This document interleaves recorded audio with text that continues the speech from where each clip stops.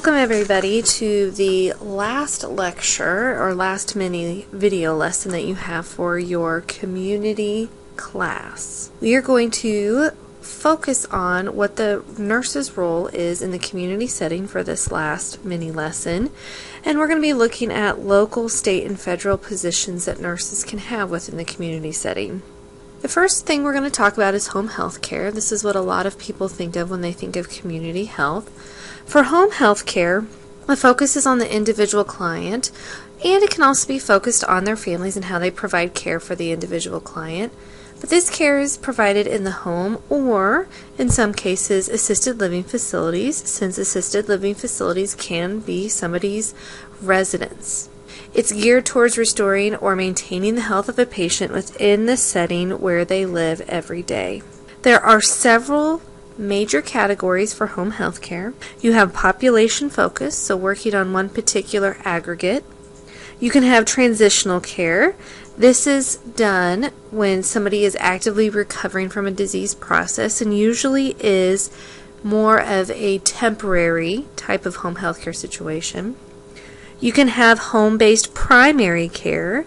This is your primary or preventative care that can be provided for patients. And then you can have your traditional home health care, which is what most people think of when they think of home health care in general. There are several providers that are listed underneath the home health care services. Of course, nurses, which is what we're going to focus on today, but you can also see physical therapy, occupational therapy, respiratory therapy, all involved as well. For requirements for people to be part of the home health care services, they have to be homebound or they have to have considerable effort to leave the home. They can't get up and go where they want to go in a very easy manner. With home health care services, the visits are intermittent. The idea behind each visit is to provide a numerous amount of different interventions for our patients. We can have skilled nursing care involved where you do skills and tasks to meet the patient's needs. This can include infusion services for medications like antibiotics, chemotherapies. You can do feeding tube. You can do all sorts of those skills. Assessment, just to see how your patient is progressing. Education, so teach your patient about medications, about blood pressure monitoring, nutrition, anything that's involved within their health care. Of course, infection control, and that kind of falls underneath education as well, teaching your patients how to prevent the spread of infection. They can also go in there and do appraisals for home hazards, especially for patients who are high fall risk or have a high risk for injury related to their disease process. As hospitals now strive to decrease inpatients' days that are spent at the hospital, you will see a significant increase in the demand of home health care nurses, and that's what we've already seen out there in our own communities. So there are several types of agencies involved with home health care services. It's good to be aware of what these agencies are and what it actually means when you hear these terms. The first type of home health care service that is provided is your official agency. These are supported by tax dollars and authorized by law to deliver services to a defined community. Usually you will find these kind of home health care services within the local health departments. Those used to be a major type of home health care provided to populations, but now that they have more and more, they're seeing more and more of proprietary programs out there, you don't see nearly as many official. There's only a handful left in the country. You also have private and voluntary home health care services. These are financed by lots of different resources. These could include donations. That's what you see a lot of times with the voluntary. It can be private payer, and Medicare and Medicaid can also be used. The idea behind private and voluntary is they're not run to make money. It's a charity-like organization that provides home health care. Originally, when they started to have voluntary services, it was first to deliver care in homes, and it was financed by philanthropists that were wealthy that wanted to see an improvement within their community and the health care provided to their community. Then you have hospital-based. This is governed by a hospital's board of directors, and it's hospital-driven. So this is where you see a lot of your Mercy Home Health. Cox has their own healthcare system called Oxford. It's hospital-based. And then you have proprietary. This is organized to make a profit. These are privately owned, or they can be corporate chains, and the idea behind them is to make money off of the services that they provide. Moving on from home health care, you also have hospice. And hospice has been around since the 1970s in America. The first one was founded in 1974 in Connecticut. The idea behind hospice is to provide palliative care to those who are actively dying. The ultimate goal is to enable terminally ill patients to live as full of a life as possible. So it can be delivered in home settings. It can be delivered in acute care settings. So you can have patients who are put on hospice while they're still hospitalized. You can also see it in long-term care units. So people who go home to long-term care who want hospice nurses coming to see them and providing care for them. There are several requirements. Of course, this is specifically made for those who are actively passing away, so they have to have a diagnosis of a terminal illness with a prognosis of less than 6 months. On top of that, they have to have informed consent either by the patient or by a representative of the patient that's legally allowed to make medical decisions for them. The end requirement, of course, is a physician's order to set this all in motion.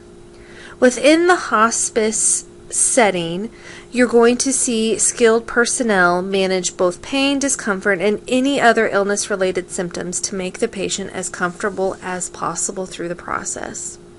The idea behind hospice is to shift where a patient chooses to pass away from an institutionalized setting to a place where they feel comfortable, like at home, surrounded by people that they love.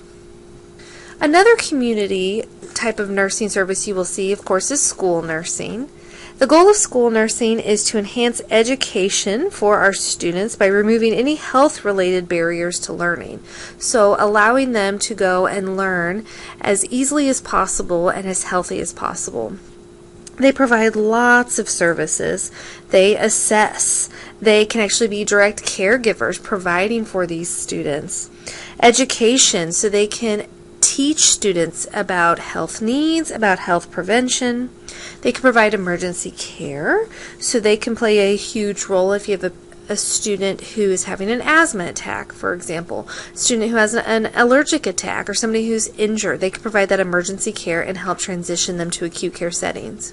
They maintain records of all their students, especially students with chronic illnesses.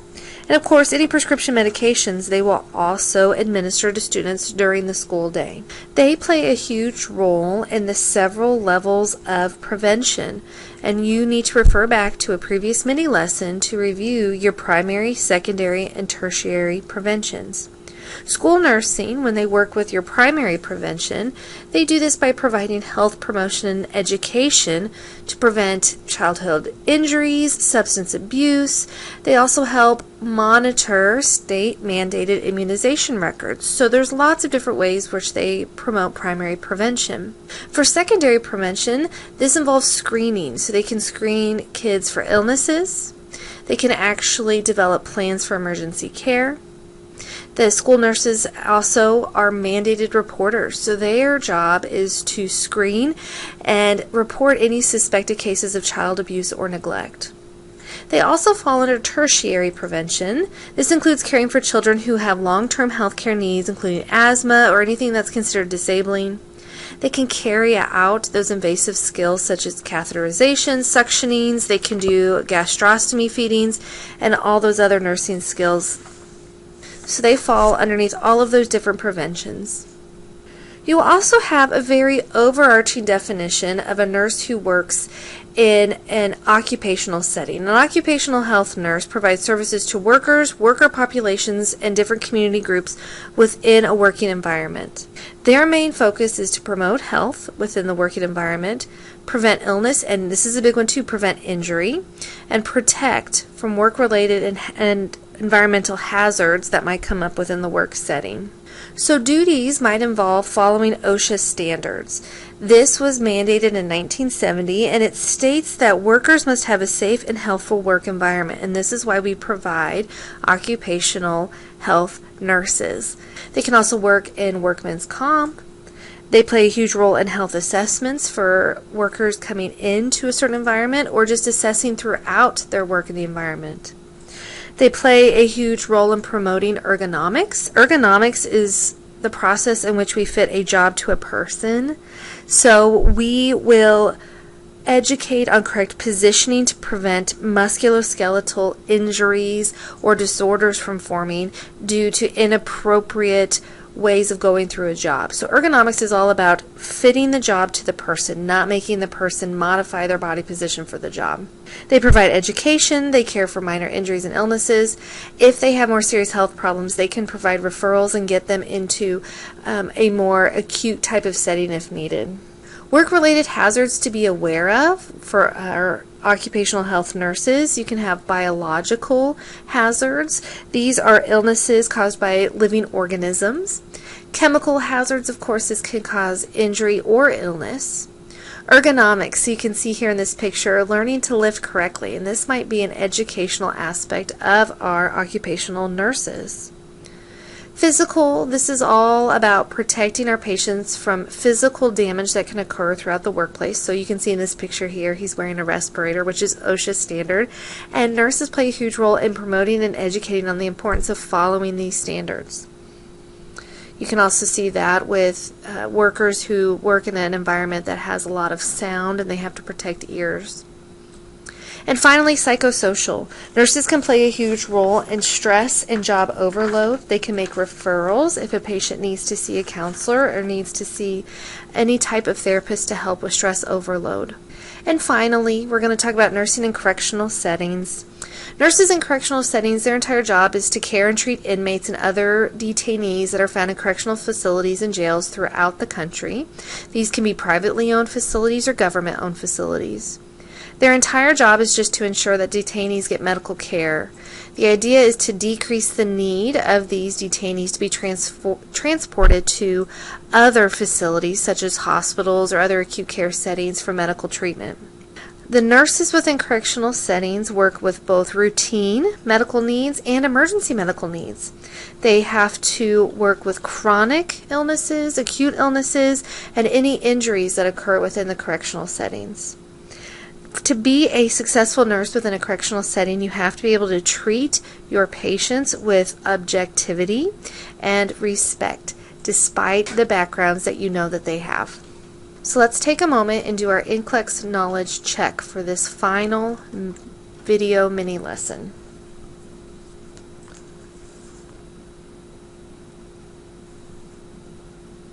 Did you get it right? Secondary prevention's entire job is to survey health and have periodic screening to identify an illness at the early possible moment. It's to eliminate or modify any hazard-producing situation as well. So it's to prevent us from getting those chronic illnesses.